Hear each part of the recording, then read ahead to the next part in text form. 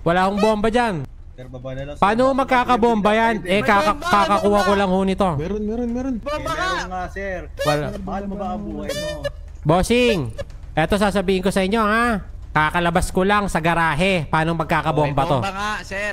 Tiwala sa mga kapulis. Wala akong tiwala sa inyo kasi mas may tiwala ako sa sarili ko. Sasakyan ko to eh. Bomba nga, sir. Ikaw ka inaano namin, sir. Paano pag sumabog ka dyan? Okay ka lang?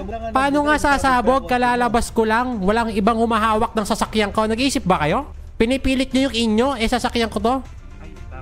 Kami, sir, nagmamalasakit lang kami. Sir, Sumabog yung kotse mo. kung walang ibang may gumagamit ng sasakyan ko, ako lang. Alam ko sa sarili ko. Oh, sabi nyo, tabi, tumabi agad ako. Paano magkakabomba to? Oh, paano magkakabomba yan? Eh, kung huyan na may bomba, eh malamang ho eh. Kanina pa ako umalis dyan. Sir, kung sumabago kayo rito, wala na ho. Sir, Kasalanan kakalabas ko lang po kasi. Paano ho may magre-report sa inyo? Segundo pa lang ako nakakalabas. Paano ho may nag-report sa inyo? Sige, sir. Pasensya na, sir. Oh, diba? Yan ang sinasabi ko sa inyo eh. Bombay nyo mukha nyo.